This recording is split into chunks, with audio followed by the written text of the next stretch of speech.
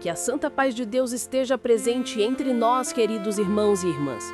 Antes de começarmos, quero avisar que este testemunho foi enviado pela irmã Célia, que pediu para compartilharmos aqui no canal a experiência de fé que Deus fez na vida dela e do seu filho na congregação cristã no Brasil. Se você ainda não é inscrito, Irmanade tem prazer de seguir um canal que trará obras e milagres que nosso grande Deus opera. Clique no botão de inscrição e ative o sininho para não perder nenhum testemunho de bênção. E se essa palavra tocar o seu coração, deixe o seu like para que mais pessoas sejam alcançadas pela glória de Deus. Meu nome é Célia e eu tenho 48 anos hoje. Meus irmãos, o que eu vou contar aqui aconteceu recentemente e eu sei que muitos vão julgar o meu filho e até mesmo me julgar, achando que eu não insisti mais nele para ele fazer o certo, mas eu fiz de tudo para ele seguir o caminho de Deus. Peço que me ouçam até o final e tirem suas próprias conclusões. Eu nasci de uma família bem pobre. Éramos miseráveis quase. Não tínhamos nem o que comer direito. Mas a nossa família sempre colocou Deus à frente de tudo. Nós sempre fomos cristãos, mesmo com toda dificuldade. Minha mãe era daquelas irmãs que, mesmo com os pés rachados de andar descalça, ainda se ajoelhava todos os dias para orar. Morávamos numa casa de madeira com frestas nas tábuas, onde o vento passava por dentro e, quando chovia, precisávamos colocar panelas no chão. Eu era a terceira filha de 9. Tinha dia que a gente comia só angu com sal e minha mãe dividia tudo certinho. Mas antes de comer, todo mundo tinha que orar. Mesmo com pouco, ela dizia: agradece, porque tem gente que hoje nem isso tem. Conforme eu e minhas irmãs fomos crescendo, papai empurrou logo nós para se casar porque dizia que mulher bonita e moça demais não podia ficar à toa. Eu me casei com o Caio. Eu tinha acabado de fazer 18 anos. Ele era um homem bonito, trabalhador, honesto, mas também era tão pobre quanto a minha família era. A casa que ele tinha era bem no meio do morro, barraco de tijolo sem reboco, com um puxadinho de lona e telhado de amianto. Não demorou muito e Deus nos abençoou com o nosso filho. Eu me lembro do dia que descobri a gravidez. Eu chorei de alegria e medo ao mesmo tempo. Nós conversamos em um dia de noite, sentados do lado de fora de casa, olhando para o céu, e prometemos um para o outro que a gente ia fazer de tudo que fosse possível e impossível para que ele estudasse, tivesse uma vida melhor do que a nossa. Iríamos criar ele na graça, levando desde pequeno na comum, ensinando a palavra de Deus, ensinando o que era certo e errado. A gente já tinha visto o que acontecia com muitos meninos ali do morro que cresceram sem direção. Então, nosso desejo era proteger ele disso. Meu filho Luiz nasceu com quase 4.300 gramas. Foi um menino muito grande, muito bonito. Ele nasceu de madrugada e quando colocaram ele no meu colo, eu não consegui conter o choro. Ele era tão quietinho, tão sereno, que mal chorava. As enfermeiras falavam que era um anjinho, que nunca tinham visto um recém-nascido tão calmo daquele jeito. Mas, infelizmente, pelo ar da favela, ele começou a ter muitos problemas respiratórios. Era muito pó, muito mofo, muita coisa ruim naquele ar pesado. Direto estávamos no hospital quase toda semana. Era bombinha, nebulização, remédio caro, exame, consulta. E tudo isso foi apertando cada vez mais o nosso financeiro. Teve uma vez que ele precisou ficar internado 3 dias. Eu dormia sentada na cadeira do lado do leito, segurando a mãoinha dele e pedindo a Deus para não deixar ele partir. Mas com a ajuda e bênção de Deus, ele viveu e cresceu muito bem. Aos poucos foi melhorando. Os médicos até se admiravam. Eu sabia que era Deus quem estava curando ele, quem estava fortalecendo os pulmões do meu filho. Aleluia! Conforme ele foi crescendo, nós fomos ensinando para ele o caminho de Deus. Ele era um menino diferente, irmãos. Ele amava ouvir falar de Deus, pedia para eu ler a Bíblia para ele antes de dormir, decorava os versículos, fazia perguntas bonitas de quem tinha sede da graça. Amava ir com a gente na comum, sentava quietinho no banco, prestava atenção na palavra, até ajudava a organizar os inários no final. Naquela época, meus irmãos, eu dormia com o coração tranquilo.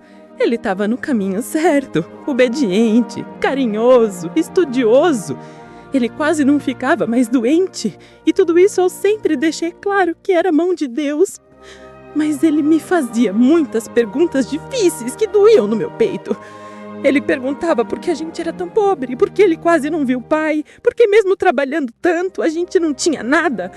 Ele ficava triste quando via os colegas indo passear, comprando roupa nova, ganhando celular enquanto ele usava a roupa da doação e estudava com um lápis que já estava no toco. E eu explicava com todo amor que mesmo a gente não tendo muito dinheiro, ele tinha o que era mais valioso: amor, família e um Deus que cuidava da gente todos os dias. Meus irmãos, a realidade do morro é outra. Se vocês nunca pisaram num lugar desse, é difícil até explicar. No morro não sobe ambulância, não sobe SAMU, polícia só entra em operação, funerária não vem buscar ninguém. Tudo ali funciona por um sistema diferente. E quem manda não é a lei, é o dono do morro. Eu levava e buscava meu menino na escola todos os dias. Ele via os homens armados, com rádio no bolso, com um olhar desconfiado e perguntava o que era aquilo. Eu nunca menti para ele. Eu falava a verdade, com o coração apertado. Dizia que aquilo era pecado, que um dos maiores pecados do mundo era tirar a vida de alguém, que aquele caminho era de morte, de cadeia. Ele me ouvia, prestava atenção, ficava pensativo e durante muito tempo ele entendeu. Ele se afastava quando via esses homens se aproximando, evitava amizade com os filhos deles, se mantinha focado na escola e nos cultos, até ele completar 14 anos. Quando ele tinha 14 anos, meus irmãos, o pai dele estava voltando de madrugada para casa por ter pego um bico a mais. Ele estava juntando um dinheiro para que quando nosso filho tivesse 18 anos, conseguisse pagar um cursinho. O sonho do meu marido era ver o nosso filho formado, usando jaleco, com um diploma na mão. Naquela noite foi a noite que mudou tudo. Era cerca de umas 2 horas da manhã. O baile no morro estava no auge. Meu marido estava voltando para casa, devagar, com cuidado, cansado de tanto trabalhar. Estava com uma sacola com pão, bolacha e uns trocados. A gente tinha combinado de fazer um café da manhã especial para o nosso filho no outro dia. Mas do nada, meus irmãos, começou a guerra. Uma operação pesada com os policiais subindo pelo beco e os homens do morro respondendo. Fui tiro para todo lado, correria, gente gritando, gente se jogando no chão. Meu marido conseguiu chegar até o portão. Eu já estava com o meu filho no chão da sala, tentando acalmar ele. Ele entrou correndo, fechou a porta e se agachou com a gente. Foi então que a correria chegou mais perto da nossa casa. Meu marido se levantou muito rápido para empurrar a mesa contra a porta, tentando reforçar. E nisso, pela janela, nós vimos um policial passando. No mesmo segundo veio o barulho do estrondo. Um tiro. Meu marido caiu no chão. Não deu nem tempo de entender o que tinha acontecido. Meu filho gritou: "Pai!" Ele correu para ele, se jogou em cima e eu fui por cima dos dois. Aquela noite durou horas, meus irmãos, horas intermináveis. E dentro da minha casa, um pai de família morto na frente do filho. Depois daquilo, meus irmãos, meu filho virou outra pessoa. Ele culpou o policial por tudo. Ele não aceitava o que tinha acontecido. Ele dizia que o pai dele era trabalhador, que não era bandido, que não devia nada. Ele se fechou para mim, parou de falar, parou de sorrir, se afastou e o pior, se fechou para Deus. Aquela fé que ele tinha, aquela esperança de um futuro melhor foi embora junto com o pai dele e nós passamos mais dificuldades ainda. Sem meu marido, o nosso financeiro virou um caos. Eu comecei a fechar ele dentro de casa, trancava a porta, escondia a chave. Mas quando descobri que ele não me obedecia, que saía pela janela, já era muito tarde. Meu filho passou a sair de casa quando eu não estava. Depois ele passou a fazer algumas entregas, coisas pequenas no início. Ganhava um dinheirinho escondido. Quando eu te descobri, meus irmãos, meu mundo caiu. Eu me ajoelhei na frente dele. Me ajoelhei como mãe desesperada. Pedi para ele sair daquela vida. Pedi chorando, com o coração em pedaços. Mas ele estava com o coração endurecido. Me olhava calado, não dizia nada, só respirava fundo e se trancava no quarto. Cheguei a falar com um dos homens do comando, implorei para ele afastar meu filho daquilo, mas ele disse que não podia fazer nada se o menino tinha escolhido aquilo. Tentei fazer de tudo para manter ele no caminho de Deus. Implorava, pedia, chorava, jejuava, mas ele já não ia mais para a escola, não ia mais para a igreja, mal falava comigo, mas eu não parei de orar. Todos os dias eu orava, pedia para Deus guardar ele, proteger ele, chamava ele para ir comigo na comum, dizia que ia ter culto de jovens, mas ele só dizia que não podia, que ia sair.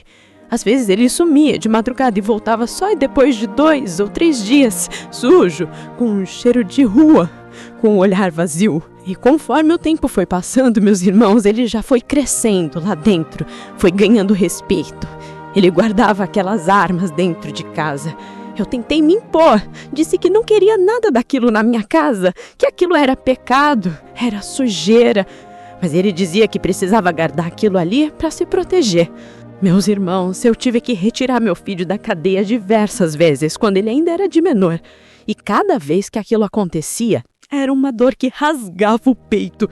E cada vez mais crescia dentro dele a raiva dos policiais. Até que uma noite, meus irmãos, eu tive um sonho que me deixou sem chão. No sonho, eu estava voltando do meu trabalho. Era noite, tudo muito escuro. De repente, eu vi a operação chegando no morro. Vi os caminhões parando, os homens descendo, com as roupas pretas, os rostos cobertos, as armas pesadas nas mãos. Corri até chegar em casa. E quando eu cheguei, vi que a casa estava coberta por um manto branco. Um pano grande, brilhante, como se fosse uma proteção. Entrei apressada e vi ele ali dentro. Gritei. Avisei que os policiais estavam entrando. Pedi para ele ficar ali, mas ele pegou as armas e saiu. Quando ele saiu, meus irmãos, eu corri até a janela e olhei. Vi ele descendo a escada, armado, com o rosto fechado. Mas atrás dele tinha um anjo grande, de branco, com asas enormes acompanhando. Fui aí que eu vi um varão dentro da minha casa, um varão dourado, com os olhos de fogo, que me olhou e disse: "A guerra está vindo, mas o teu filho terá proteção." Acordei assustada, com o coração disparado. Quando ele chegou no outro dia, eu contei tudo, detalhe por detalhe. Disse que tinha sonhado que estava vindo uma guerra, que ia ser algo feio, pesado. Falei do varão dourado que vi dentro da casa, do anjo que acompanhava ele. Ele me olhou com aquele jeito meio impaciente, disse que era só um pesadelo, que não ia acontecer nada disso. Mas dentro de mim eu sabia que aquele sonho era real. Me apeguei a ele, me agarrei com toda a fé que eu tinha. E não demorou, meus irmãos. Todos sabem das notícias que correram, a operação que estava subindo o morro. Os policiais entrando por todos os becos, helicópteros sobrevoando, o bofe esperando embaixo e a favela inteira em pânico. Era um cenário de guerra, de terror, de desespero. Naquele dia, quando tudo começou, ele estava na minha casa.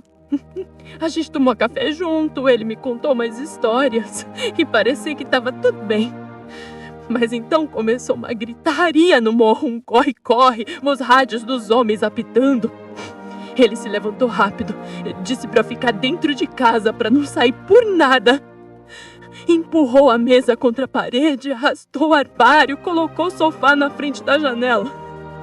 Eu chorava, implorando para ele ficar. Mas ele já estava decidido. Pegou todas as armas e saiu. A guerra durou dias. Ele ficou sumido desde o início da semana. Eram estrondos altos o tempo todo, gritos, helicópteros, tiros que não paravam nunca. Eu não conseguia comer, não conseguia dormir. Ficava de joelhos, pedindo para Deus com um trio que tinha me mostrado naquele sonho. Ele sumiu por 2 dias. 2 dias sem notícia, sem mensagem, sem sinal. Eu fiquei trancada dentro de casa, orando o tempo todo, chorando, implorando. E então, no dia 29, ele voltou. A porta abriu devagar e quando eu vi ele ali, com o rosto pálido e a roupa cheia de sangue, eu gritei.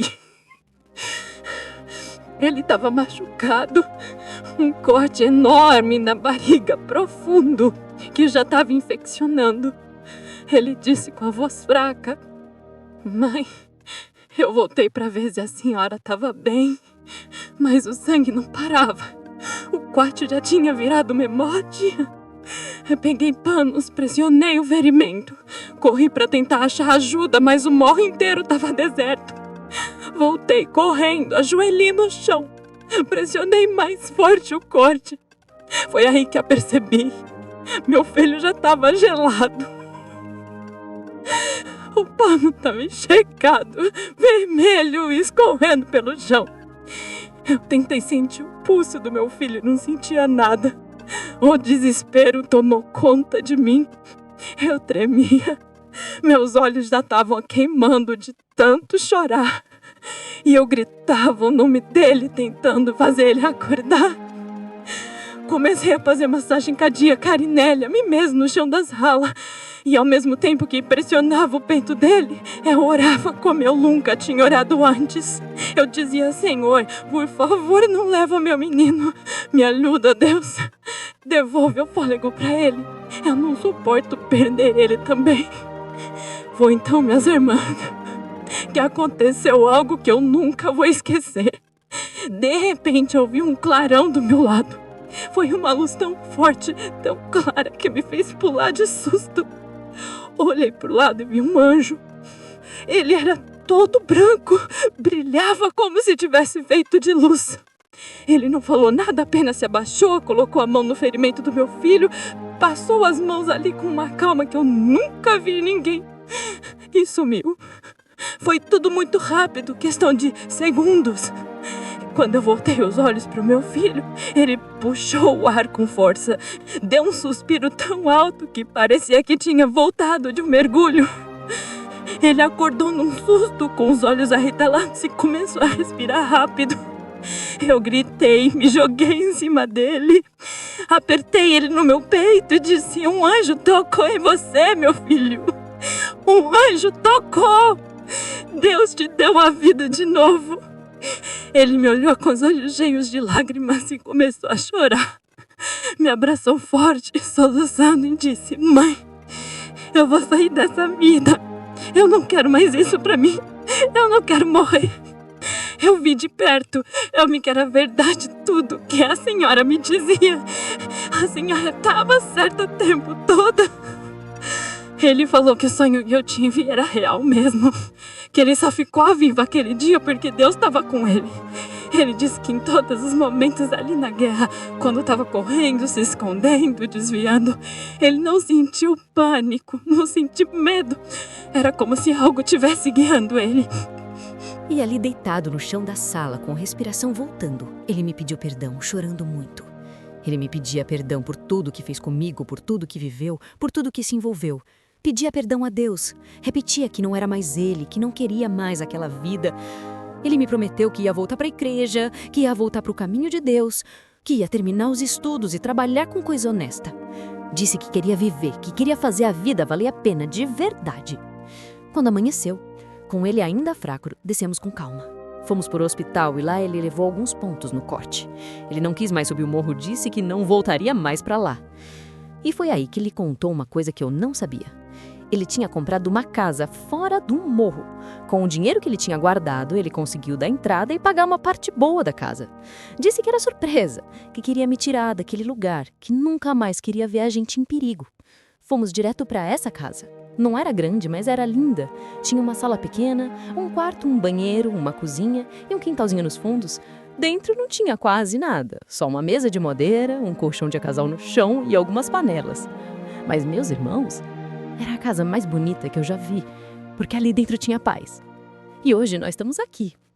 Ele está se recuperando, andando devagar, mas com o coração renovado. Meu filho está totalmente arrependido de tudo que fez, de tudo que passou. Ele me diz com lágrimas nos olhos que achava que estava honrando a memória do pai, mas hoje entende que o pai dele nunca ia aceitar o que ele fez. Ele voltou comigo para o caminho de Deus, fomos juntos no culto, e ele já disse que vai no próximo também. Disse que sabe que vão vir atrás dele, mas que agora ele vai dizer que não vai voltar, que ele quase morreu, que viu o inferno de perto, mas que Deus dá uma nova chance. E agora ele quer ajudar outros garotos que quiserem sair dessa vida. Fazer de tudo para mostrar que tem muito caminho, que é possível sair. Ele quer ser usado por Deus, quer ser exemplo, quer ser ponte para quem ainda está no abismo. Meus irmãos, depois de ouvirem esse testemunho, eu deixo aqui uma palavra que está escrito em Ezequiel 37:5, onde diz: assim diz o Senhor Deus a estes ossos: eis que farei entrar em vós o Espírito e vivereis. Aleluia! Essa palavra se cumpriu literalmente na vida desse jovem que chegou morto, sem vida, sem esperança. E Deus, com a sua infinita misericórdia, soprou de novo fôlego nele e o fez viver, não só no corpo, mas também na alma. Talvez você que está ouvindo ou lendo isso tenha um filho assim, um neto, um sobrinho, um marido, um irmão, alguém que está no caminho errado, alguém que se envolveu onde não devia, que virou as costas para tudo que aprendeu. Mas eu te digo com fé, a oração de uma mãe, a oração de um justo pode muito em seus efeitos. Deus ouve sim, Deus responde. E mesmo quando parece que tudo está perdido, Ele ainda entra com milagre, Ele ainda entra com salvação. Ele ainda ressuscita o que já parecia morto. Não desista da sua casa, não desista da sua família, não desista de você mesmo. Jesus continua salvando, curando, libertando, transformando. Aleluia! Se este testemunho falou com você, compartilhe ele com alguém que precisa ouvir isso. Com alguém que está sem forças, com uma mãe que está chorando pelo filho, com um jovem que está na dúvida entre dois caminhos. Compartilhe nas suas redes sociais, mande no WhatsApp, espalhe essa palavra, porque esse relato é real, é verdadeiro e o mesmo Deus que operou aqui, opera ainda hoje.